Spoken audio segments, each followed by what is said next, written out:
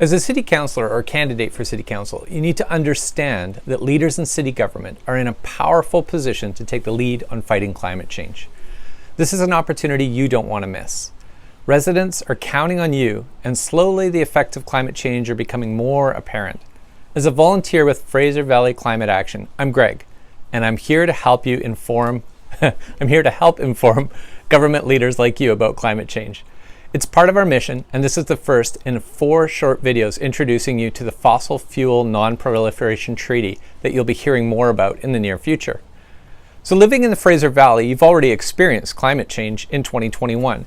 From the 619 people who were killed during the heat dome because of heat, according to the BC Coroner's Office, to the 1.3 million farm animals that died from climate causes last year, to the flooding that cut us off from the rest of Canada and emptied our store shelves, to the wildfire smoke that's become normal in our air and in our homes. You've also noticed this in your increasing insurance premiums as companies pay for more and more climate-related damage. You've seen it as your friends and family are purchasing more air conditioners for homes that never required it in the past. So we're experiencing some significant change. Now, I want to introduce you to a framework for cities that helps us think about how we put our concerns into action. This is the Fossil Fuel Non-Proliferation Treaty. Cities around the world are signing on to this treaty to acknowledge the importance of climate change and to start the process of stopping climate change. Locally, we have cities showing leadership, including Victoria, Vancouver, North Vancouver, West Vancouver, New Westminster, Richmond, Burnaby, and Port Moody. At Fraser Valley Climate Action, we see 4 themes within the Fossil Fuel Non-Proliferation Treaty. We see the theme of speaking truth about climate change and its causes and its impacts, the theme of stopping the expansion of new fossil fuel infrastructure and new fossil fuel dependency, the theme of making the just transition away from fossil fuels, so it has justice for people, and the theme of city planning and development that is livable and not car-centric. In this video, I'll be discussing the first of these themes, how government leaders can speak the truth. You might remember Greta Thunberg, who was calling on leaders around the world to wake up in a blunt and unpolished manner. She used vivid imagery like "our house is on fire" in an attempt to alert government leaders that urgent action is needed, and we owe her a great debt of gratitude for what she did. One thing that Greta insisted on is that leaders need to tell the truth about climate change, and we'll be exploring that today. The first step in fixing a problem is to admit that we have a problem. So we're asking leaders to declare that we have a climate emergency so that we can act like we have a climate emergency. For Canada, our nation, on June 17, 2019, the House of Commons voted to declare that we have a climate emergency. Since that time, not all levels of government have come to this stage yet. There is opportunity for city governments to acknowledge this, to put it in writing and make it official. Government leaders need to be brave. They need to be informed. But we haven't done this yet, which is a bit shocking. Another thing we need to do when we speak the truth is we need to confront lies. There are things being said out there about climate change that are simply not true. They might be opinions, and everybody's entitled to their own opinion, but not everybody's entitled to their own set of facts. We have worldwide scientific consensus around climate change, what is happening. What to do about it? Yeah, we're still figuring that part out. But there are some very real solutions that we can act on in order to stop climate change and make things better. So we need people to be brave, to be informed, and to confront lies. Another thing government leaders at the city level need to do is to confront greenwash. Have you noticed how every garbage truck is now painted green and says like eco solutions or something on the side of it? No offense if that's a real garbage truck. But think about it. We're talking about the most wasteful part of our supply chain and we're calling it eco. Like that's greenwash. It's still the same garbage truck hauling away the same garbage to the same dump. And so we need to confront things that are simply marketing to look good compared to things that are actually better, that are actually solving the problem. So we need to get educated and we need to ask ourselves the question, is this really better? Or is this just the marketing department trying to convince me to buy something? As city leaders, we need to confront misinformation. There are not 2 sides to the debate. In fact, there's no debate. What we have in reality is a paid misinformation campaign coming from oil and gas interests. There's lots of evidence of this. If you want the links, I can get those for you. And on the other side, we have people who are trying to make sense of what's going on with our climate and what they can do to improve it. So there's lots of misinformation, and we need to confront that. There are institutes funded by the oil and gas companies. This last year, Fortis, BC, created curriculum and slipped it into the schools from K to 12 across BC, offering it to teachers who wanted help teaching about energy. All of this designed to normalize the use of oil and gas, which is causing climate change. So there's lots of paid misinformation coming from the oil and gas industry that you get to fight against if you want to have an independent voice. As city leaders, we need to have an informed public. We need to be able to look on the city website and learn about climate change. We need to be educating the public through our city mailings that go out with utility bills, at city booths, at community events. We have a real deficit of knowledge when it comes to climate in the population. In the very best sense of the word, we have ignorance. It's quite bad, and one of the reasons it's quite bad is there's been this paid misinformation campaign for years, convincing people that methane is natural gas, that it's the only way to heat your house, that petroleum products are the only way to drive your car. So we're breaking out of that, but it's not like it's new technology. This is something that we've been trying to fight for to clean things up for a long time. And so we must inform the public. Another thing leaders must do is trust the science. We have the International Panel on Climate Change, we have the United Nations, we have NASA, and other very reputable organizations which are independent. And they are being super, super clear. There is really good independent science available. It's not a 50-50 draw. It's not that, there's a conspiracy. I would actually run from anybody who suggests there's a conspiracy. Generally speaking, the information is not so good. One of the things that's key to understand is that people caused this. This is not a natural cycle. We did this. And that is perhaps the most empowering and hopeful piece about climate change. If we caused it, we can stop causing harm. And if we stop causing harm, we can eventually stop climate change and work on fixing this, on solving this. It's going to take a lot of effort and a long time. We've got to start now. So knowing that people caused it, that's important. Knowing that fossil fuels are the main cause is also important. Not only the mining, the extraction, the transportation, venting, flaring, leaking into the atmosphere, leaking into our rivers sometimes. Not only that aspect, but actually once the fossil fuels make it to the appliances, the furnaces, the hot water tanks, burning that produces CO2. And any leaks along the way release methane, which is a very powerful greenhouse gas. So we need to understand that fossil fuels are the main cause. And if we eliminate fossil fuels, switching to clean electricity or cleaner electricity for those who are really paying attention to detail, then we're going to be able to eliminate our contribution to climate change in a significant way. We want to deal with the big part of the problem, not the tiny part of the problem. That's why we're not focusing on cows burping. We're focusing on the tens of thousands of vehicles driving around in our cities in the Fraser Valley every day, emitting CO2 that causes climate change. So, industry is pushing denial and delay. You might have heard of renewable natural gas. Well, basically that's rebranded biogas. Basically, it's gas that comes out of garbage dumps. You need a lot of pollution to make that work. And then once it comes out, it gets burned and it produces, yeah, you're right, CO2, which gets released into our atmosphere, just like regular dirty natural gas. So renewable natural gas isn't suddenly this clean, sustainable, you might hear that word, or renewable, it's not renewable, resource. This is anything but. It is bold-faced greenwash and marketing. Don't buy the hype.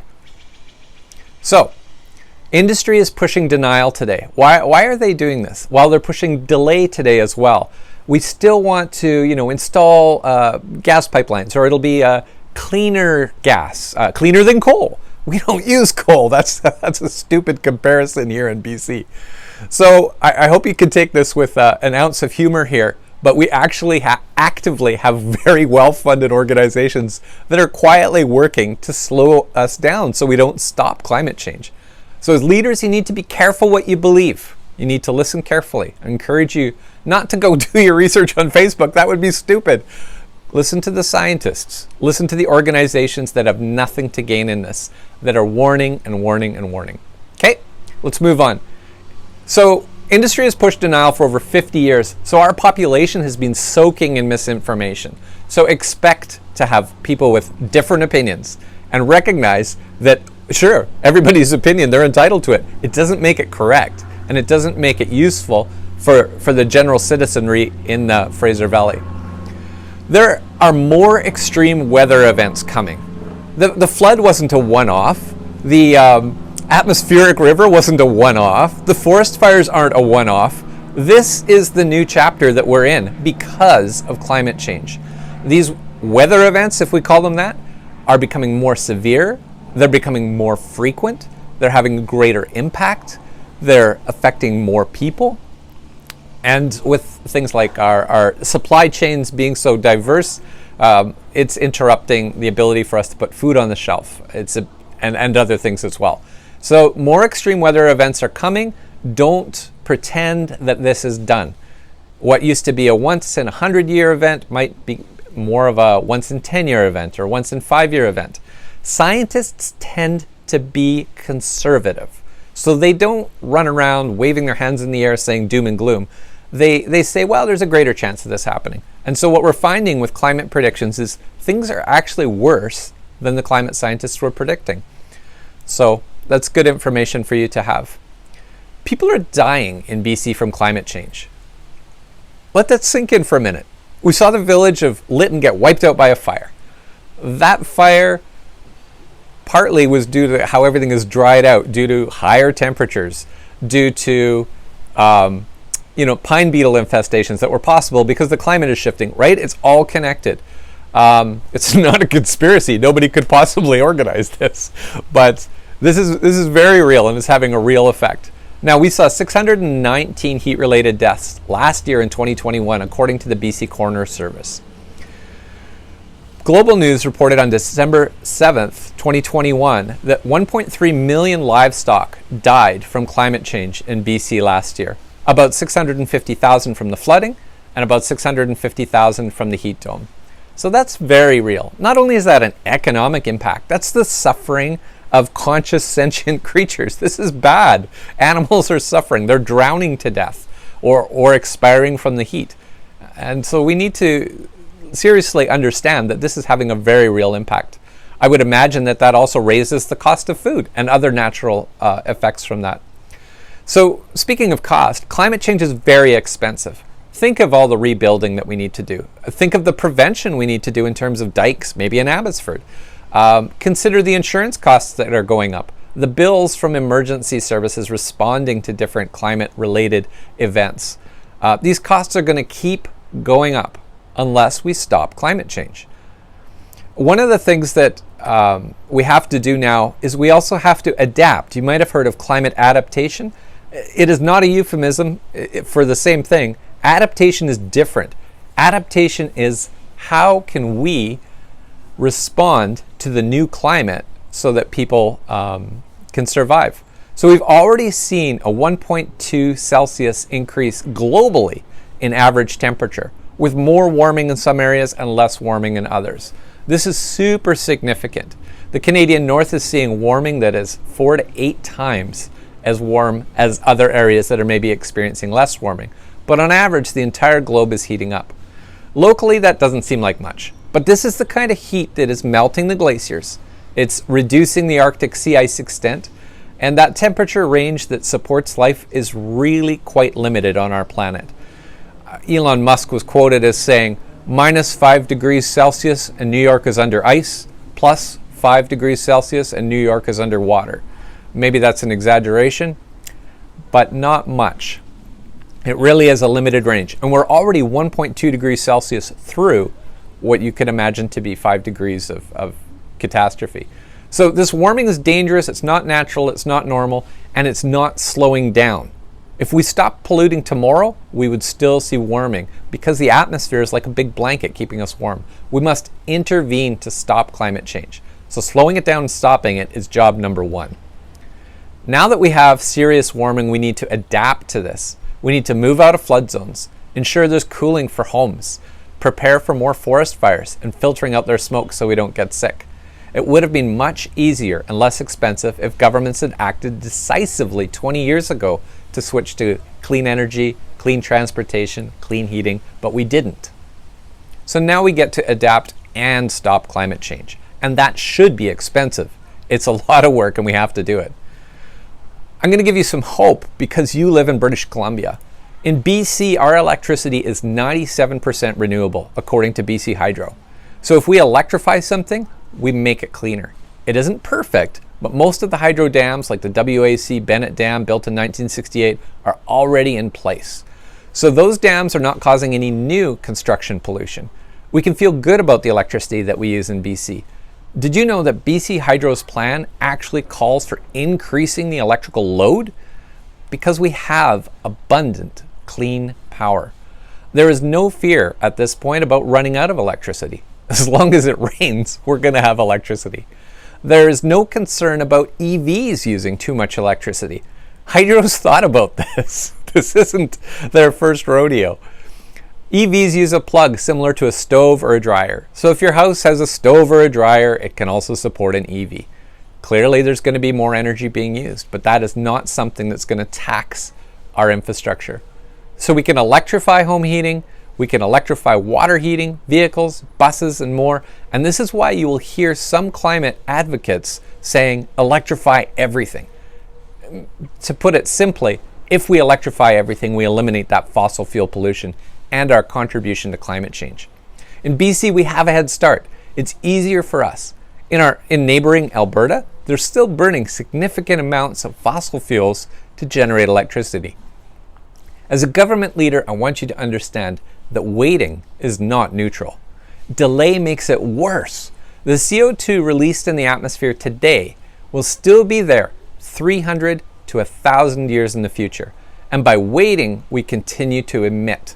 So delaying is actually making a choice to pollute more and make climate change worse. When it comes to fixing, we cannot overreact. And we cannot move too fast. We are so far behind right now, nothing we do would be excessive in fighting climate change. We can afford this change. We are wealthy by global standards. As a country, as a society, we have high employment, we have good social safety nets, we have some good government supports for making these changes, when others around the world are just simply fighting to put food on the table.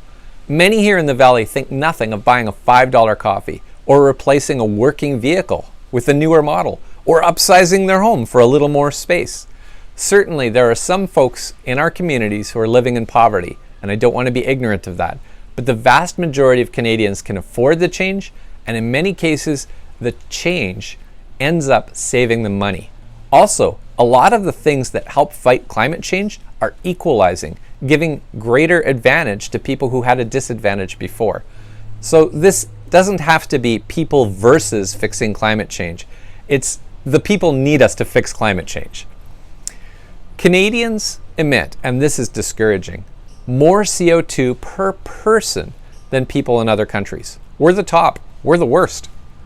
So if we change things here in the Fraser Valley, we have more of an impact per person than people in other parts of the world. And I tell you this because sometimes there's this, well, what about India? What about China? What about Africa? What about them? We need to be showing leadership because we're in one of the best positions to do it. We have the technology, we have the solutions, we have the money, we maybe don't have the time though, so we need to make that move. So thanks for listening to this video. I'm surprised it went to 19 minutes. If you're still here, you're a rock star. I'll try and make the next one shorter. But there's a lot of information I wanted to convey so that you, as a government leader, can speak the truth about climate change. If you need links for any of the information that I shared, just contact me and I'll get that for you. I'm going to include a couple links for your further reading below. They're a little more scientific, a little more in-depth, and also some information on the fossil fuel treaty, because that will be coming up in the future and you'll want to be prepared for that. Thanks for your time. Have a great day and let's fight climate change together. This is Greg for Fraser Valley Climate Action. Looking forward to talking to you more.